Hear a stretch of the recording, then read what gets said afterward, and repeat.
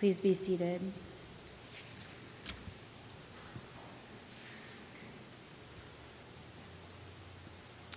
A brief note before the sermon. We are given a version of the translation of John's Gospel that insists on the guilt of the Jews. That translation has a long history, but is imprecise. And its imprecision has led to centuries of violence by Christians against Jews on this day in particular.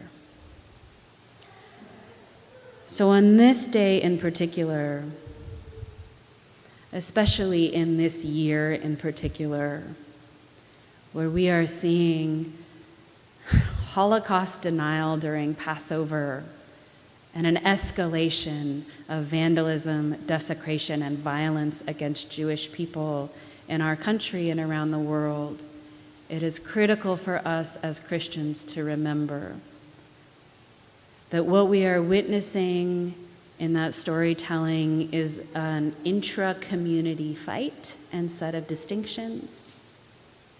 It is not true that the Jews are at fault for the death of our God.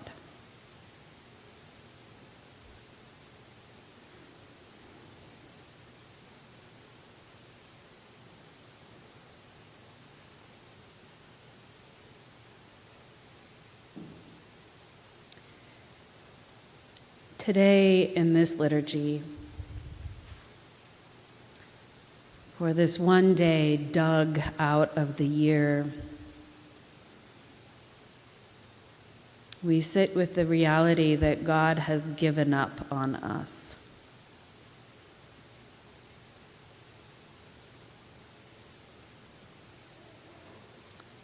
We were sent prophets. We were given books.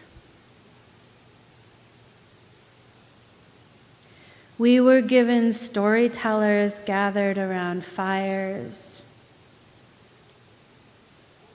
making sense of the seas and the winds, the fossils of shells they were finding in the desert. We were given a planet to play with and to keep, a dark smear of night sky. We were given bodies and love and homes. We were given the ocean.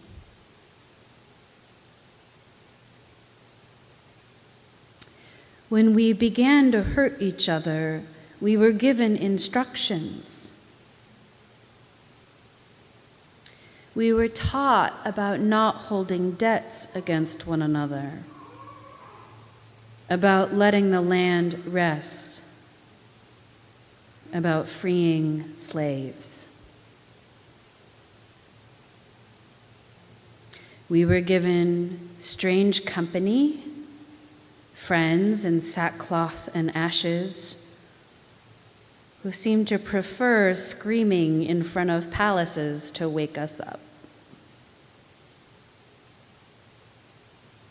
We were given poems to know that anguish and praise were both acceptable prayers. Finally, we were given a perfect child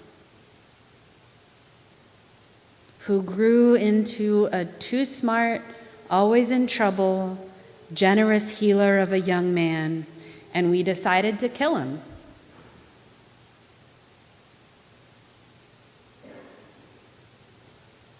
And God said, "Enough. No more. You are beyond help."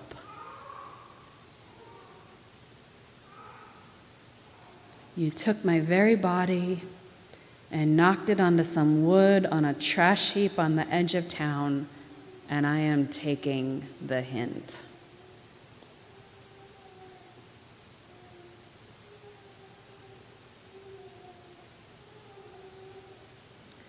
Today, God exits the world through the mechanism of the state. Whatever, some criminal died somewhere. And all that's left behind for the rest of us is the stuff, like refuse washed ashore after a ship goes down. A cross, some blood,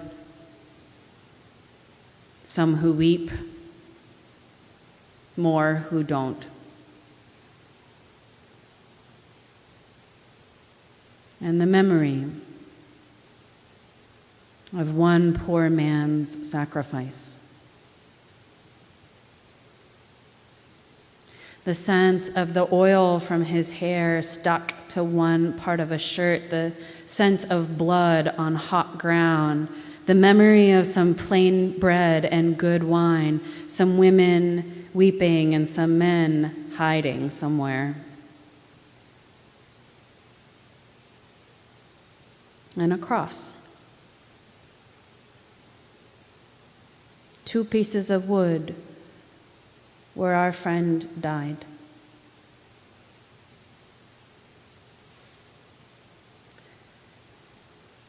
When we venerate the cross on this day, we are encountering the weapon by which a state decided to eliminate one threat. We stand in awe that this is what our brother, our friend, the felon, knew was coming for him if he kept stirring up trouble, and he kept stirring up trouble anyway. We know that Jesus saw the hundreds of other crucified on the roads leading into and out of the city. The Romans posted them there as a warning. Some of them still had rotting bodies on them. Some were piles of picked over bones.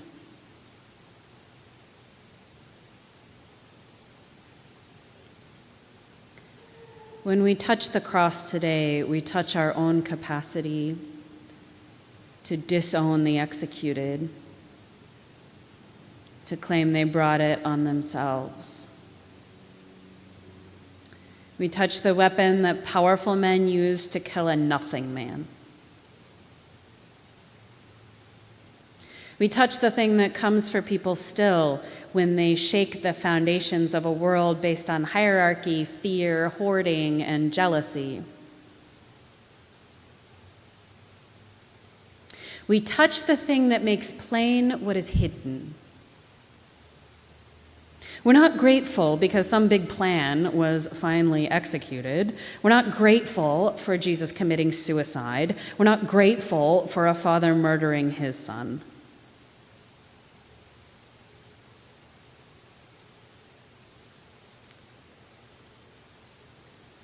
We are grateful for revelation, for what is hidden becoming known. We sit with the reality that this is one all too common price of love in a broken world. Love of the wrong people by the wrong people tends to end badly. But instead, on this day, of all the poor and wretched, the meek and the washed out, the stupid peacemakers and the idiots who hunger and thirst after righteousness, the forgotten and the slandered and the persecuted, the lonely and afraid, instead of them being alone,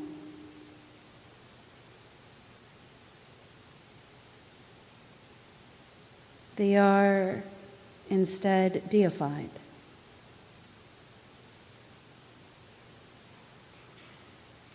Jesus didn't come to be with them, to hang out with them.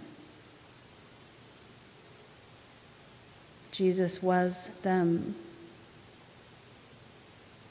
God was one.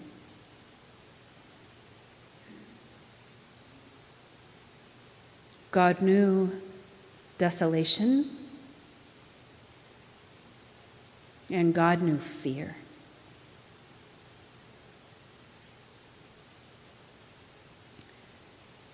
And the cross makes plain the deaths that sort tend to die.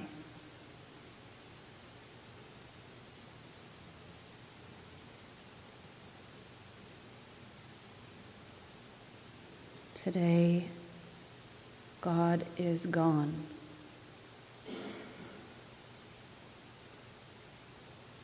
And we too are the refuse washed ashore, broken and scared.